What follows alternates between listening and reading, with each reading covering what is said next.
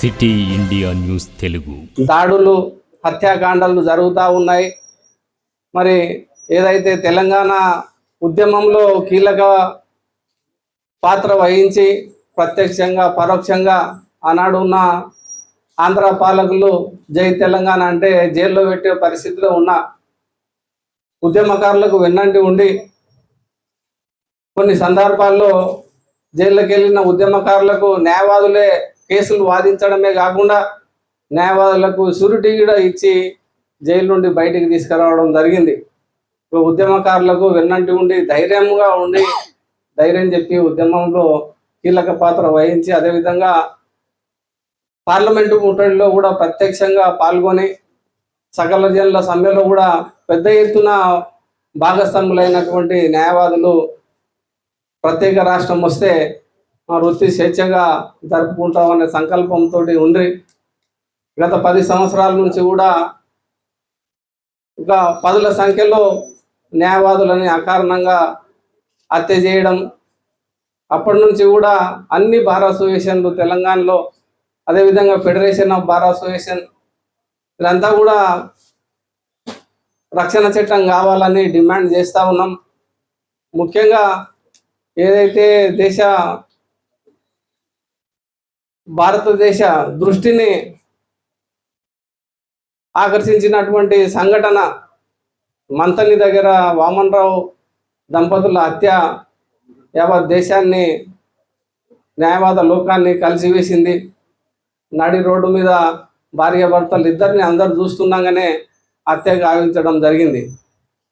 దానికి అప్పుడున్న ప్రభుత్వ పెద్దల సహకారంతో ఎవరైతే అసలు నిందితులని ఈ ఛార్జ్షీట్లో చేర్పించకపోవడం, తర్వాత కేసుని నీరుగార్చే విధంగా ప్రయత్నం చేయడం జరిగింది. అప్పటి నుంచి కూడా పోరాటం కొనసాగిస్తూనే ఉన్నాం. అయితే ఈ మధ్యలో అందరికీ తెలిసిన విషయమే, ఒక మహిళా న్యాయవాది చేవేళ్లలో దారుణ హత్యకు గురి కావడం, స్వప్న, తర్వాత ఇంకో హత్య హైదరాబాద్లో కావడం, విధంగా రోజు రోజుకి సంఘటనలు జరుగుతూ పోతూ ఉన్నాయి. ఏదో సంఘటన జరిగినప్పుడు యావత్ తెలంగాణ కోర్టులో ఒకరోజు బహిష్కరించి మళ్ళీ యథాతథంగా విధులకు హాజరు కావడము, మన డిమాండ్ నెరవేరకపోవడాన్ని గమనించి ఫెడరేషన్ ఆఫ్ బార్ అసోసియేషన్స్ పెద్ద ఎత్తున ఉద్యమ కార్యాచరణ చేపట్టింది. దీనికి గాను ఏదైతే మన ఉమ్మడి మహబూబ్ నగర్ జిల్లా అలంపూర్ బార్ అసోసియేషన్ చిన్న బార్ అసోసియేషన్ అయినా కూడా వాళ్ళు ఒక నిర్ణయం తీసుకున్నారు. ఏదైతే రక్షణ చట్టం కొరకు చలో హైదరాబాద్ పాదయాత్ర పెట్టాలని చెప్పి, అది నవంబర్ 9న ఆ జోగులాంబ సన్నిధి నుండి దాన్ని ఫెడరేషన్ ఆఫ్ బార్ అసోసియేషన్ వారికి మద్దతుగా నిలిచి పాదయాత్ర ప్రారంభించడం జరిగింది. ఈ పాదయాత్ర రోజు రోజుకు హైదరాబాదు దగ్గర పడుతున్న కొద్దికి ఉధృతం కావడం, అప్పుడున్న పరిస్థితిలో కొత్తకోట వరకు పాదయాత్ర వచ్చిన సందర్భంగా మా తోటి న్యాయవాది దేవరకద్ర శాసనసభ్యులు గౌరవనీయులు జి మధుసూదన్ రెడ్డి గారు కొత్తకోటలో మా సభలో వచ్చి మాట్లాడడం జరిగింది.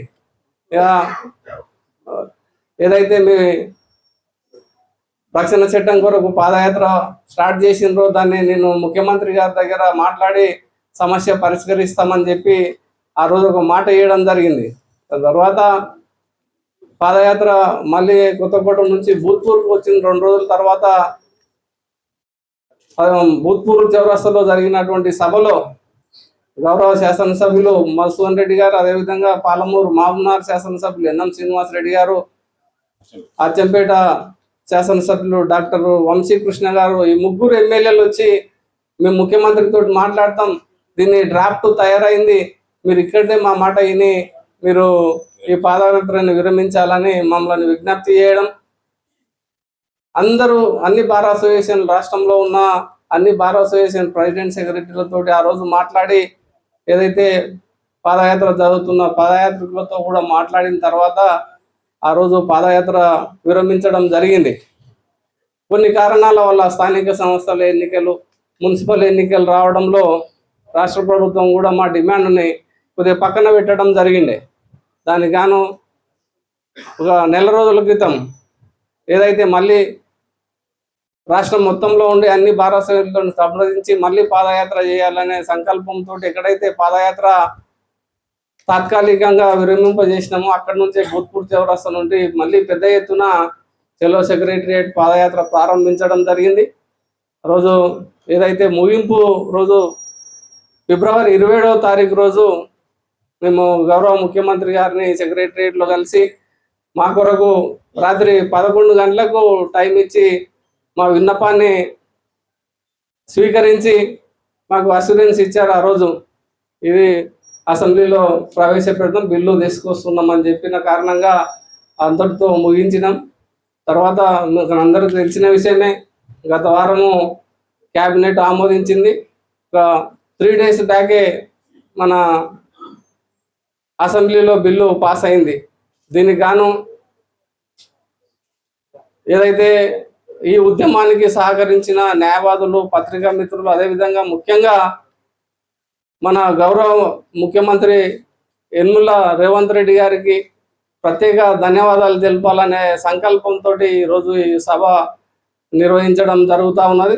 దీంట్లో ముఖ్యంగా పాత్ర వహించినటువంటి మన దేవరకద్ర శాసనసభ్యులు మధుసూదన్ రెడ్డి గారికి ప్రత్యేక ధన్యవాదాలు తెలియజేస్తున్నాం. అదేవిధంగా ఎన్ఎం శ్రీనివాస్ రెడ్డి గారికి, డాక్టర్ వంశీకృష్ణ గారికి, అదేవిధంగా వీళ్ళ శ్రీధర్రావు గారికి, ఏదైతే ఈ న్యాయవాద రక్షణ చట్టం కొరకు మాట్లాడినటువంటి, అసెంబ్లీలో మాట్లాడినటువంటి ప్రతి ఒక్క ఎమ్మెల్యేకు, మినిస్టర్లు అందరికీ కూడా మహబూబ్నగర్ బార్ అసోసియేషన్ తరఫున ధన్యవాదాలు తెలియజేసుకుంటా ఉన్నాం. ముఖ్యంగా రాబో రోజుల్లో గౌరవ ముఖ్యమంత్రి గారికి రాష్ట్ర స్థాయిలో ఒక భారీ అభినందన సభ పెట్టాలనే ఒక కార్యాచరణ కూడా ఆలోచనలో ఉంది. దీంట్లో భాగంగానే ఈరోజు మన మహబూబ్నగర్ బార్ అసోసియేషన్లో ఈ కార్యక్రమం నిర్వహించడం, భవిష్యత్తు కార్యాచరణకు ప్లాన్ చేసుకోవడం జరుగుతూ ఉన్నది. ఈ మాకు రక్షణ చట్టం తెచ్చినందుకు గౌరవ ముఖ్యమంత్రి గారికి మరీ ధన్యవాదాలు తెలియజేసుకుంటూ, ఈ సభకు విచ్చేసిన పత్రికా మిత్రులకు, అదేవిధంగా న్యాయవాదులకు, తోటి మిత్రులందరికీ కూడా ధన్యవాదాలు తెలియజేస్తా ఉన్నాం. ఎక్కడైతే దాడులు న్యాయవాదుల మీద కానీ న్యాయవాద కుటుంబ సభ్యుల మీద కూడా దాడులు జరిగితే నాన్ బెయిలబుల్ అఫెన్స్ కింద కేసు బుక్ చేయాలని ఉంది. అదేవిధంగా నష్టపరిహారం ఇచ్చే విధంగా దీనిలో రూపొందించడం జరిగింది. అదేవిధంగా ఫస్ట్ టైము అఫెన్స్ చేసినందుకు 1 year లోపు శిక్ష, దాని తర్వాత ఇంకో అఫెన్స్ అదే సైమల్టేనియస్గా జరిగితే 2 ఏళ్ళు శిక్ష విధించే విధంగా ఈ చట్టంలో రూపొందించడం జరిగింది. అనుకోకుండా ఏదైనా న్యాయవాది మీద కేసు పెట్టాల్సి వస్తే మేజిస్ట్రేట్ పర్మిషన్ తీసుకొని, డైరెక్ట్ పోలీసు వాళ్ళే కాకుండా జ్యుడిషియల్ ఫస్ట్ క్లాస్ మేజిస్ట్రేట్ గారితో పర్మిషన్ తీసుకొని కేసు చేయాల్సి ఉంటుంది. దాని మీద డిఎస్పీ ఇన్వెస్టిగేషన్ అథారిటీ ఉంటుంది దీంట్లో. ఇంకోటి ఏదైనా న్యాయవాది సంశయం వచ్చింది, నాకు రక్షణ కావాలని అంటే గన్ లైసెన్స్ కూడా మేజిస్ట్రేట్ రికమెండ్ ద్వారా జిల్లా ఎస్పీ గారికి రికమెండ్ చేయడం జరుగుతూ ఉన్నది. ఇటువంటి అంశాల్లో ఇటువంటి సంఘటన అక్కడక్కడ జరుగుతూ ఉన్నది వాస్తవమే. న్యాయవాదుల అంటే సంఘాల తరఫున మేము అందరికీ కూడా విజ్ఞప్తి చేస్తూ ఉన్నాం. కోర్టుకు ఎవరైతే కేసులో వచ్చే కక్షిదారులకే న్యాయం కొరకు పోరాడాలి. మనం ఫిజికల్గా పోయి ఏదో ఇక్కడ పంచాయతీ జరుగుతుంటే అక్కడ పోయి ఇన్వాల్వ్ కాకుండా ఉండాలని చెప్పి కూడా మేము federation of bar associations, Mahabubnagar bar association తరఫున కూడా యావత్ తెలంగాణలో ఉన్న న్యాయవాదులందరూ కూడా విజ్ఞప్తి చేస్తూ ఉన్నాం.